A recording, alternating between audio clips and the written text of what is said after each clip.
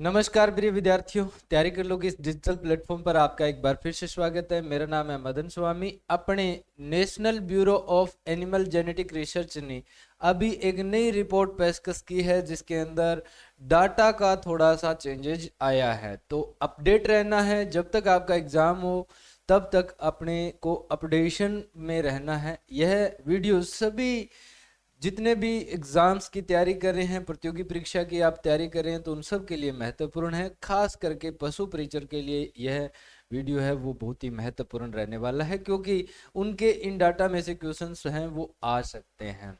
तो आप इन चीज़ों को अगर बार बार पढ़ोगे तो याद ये रह जाएगी। एनबीएजीआर ने क्या करता है, राष्ट्रीय पशु आनुवंशिक संसाधन ब्यूरो एनबीएजीआर, जो कि करनाल हरियाणा के अंदर है, वह हमें बताता है कि भारत के अंदर कुल कितनी नस्लें पंजीकृत हो चुकी हैं। पंजीकरण करवाने का एक विशेष क्राइटेरिया होता है, उसके बाद में उसका ओरिजिन पैलेस है वो डिसाइड किया जाता है। कोई भी ब्रीड कौन से राज्य के अंदर प्रभावी रूप से वहां पर पाई जाती है, वहां की जलवायु में उसका एक्लिमेटाइजेशन है, यानी वहां की जलवायु उसको सूट करती है के अनुसार अपने क्या करते हैं, उसका रजिस्ट्रेशन करते हैं। तो एनबीएजीआर ने देखो, गाय भैंस भेड़ बकरी सब का रजिस्ट्रेशन है वो करता है एनबीएजीआर। यहां पर देखा जाए तो राष्ट्रीय पशु आनुवंशिक संसाधन ब्यूरो करनाल देश की नस्लों की पंजीकरण के लिए क्या है, एक नोडल एजेंसी है। फिर अपने बात करें तो एनबीएजीआर की स्थापना 1984 के अंदर सर्वप्रथम बेंगलोर कर्नाटक के अंदर हुई थी, और उसके बाद में इसको स्थानांतरित कर दिया गया था 1985 के अंदर करनाल हरियाणा। कहां पर? करनाल हरियाणा के अंदर। सबसे पहले स्थापना 1984 में बेंगलोर के अंदर हुई और फिर इसको स्थानांतरित किया गया 1985 में करनाल हरियाणा के अंदर। फिर देखो, नई पहचानी गई नस्लों को भारतीय कृषि अनुसंधान परिषद, जो कि आईसीआर है, आईसीआर की नस्ल पंजीकरण समिति, जिसे अपने बीआरसी कहते हैं, यह कमेटी ही क्या करती है, नई नस्लों का पंजीकरण करती है।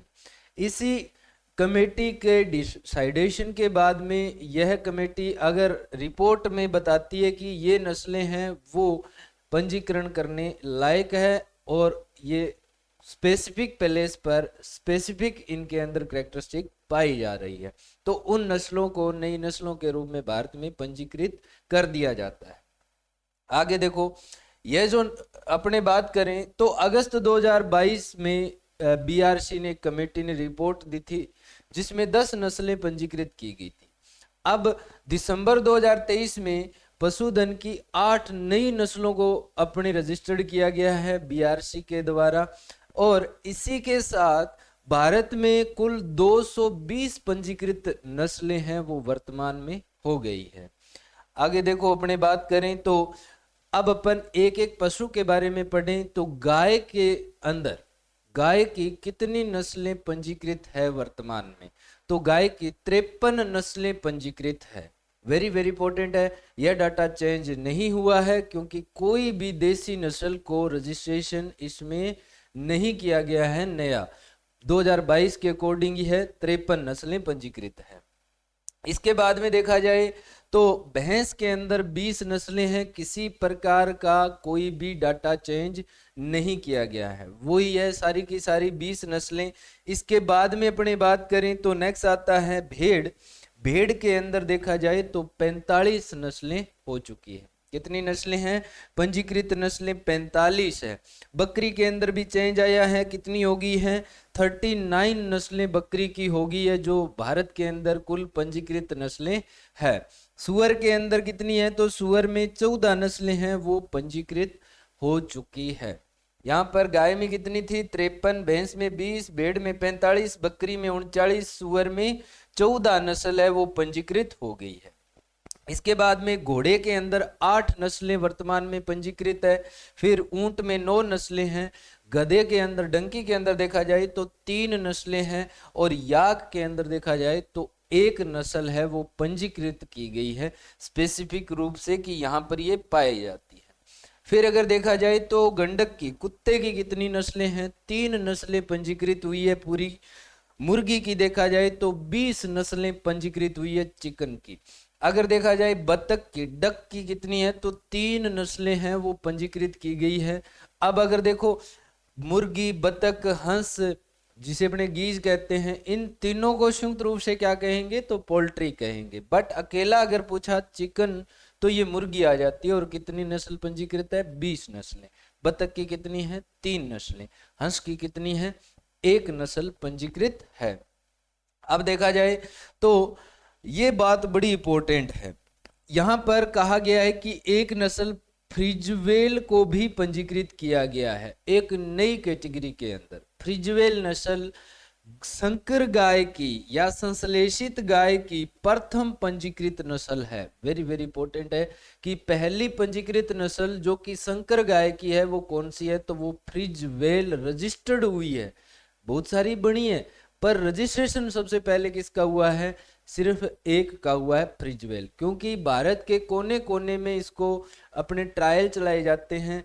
अगर यह नस्ल सभी जलवायु में एक्लिमेटाइजेशन दिखाती है, वहां की जलवायु को एक्सेप्ट करती है और उसमें ढल जाती है और उत्पादन अपना उतना ही बरकरार रखती है, तो वो नस्ल को रजिस्ट्रेशन किया जाता है। और इसका ट्रायल के अंदर ये नस्ल है वो पास हो गई है।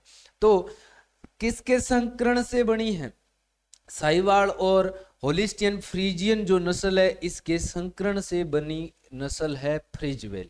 अगर देखा जाए तो किसने विकास किया है, केंद्रीय मवेशी अनुसंधान संस्थान मेरठ यूपी ने क्या किया है, इसका आविष्कार किया है। इस किस्म को, इस नस्ल को विकसित करने का श्रेय CICR को जाता है।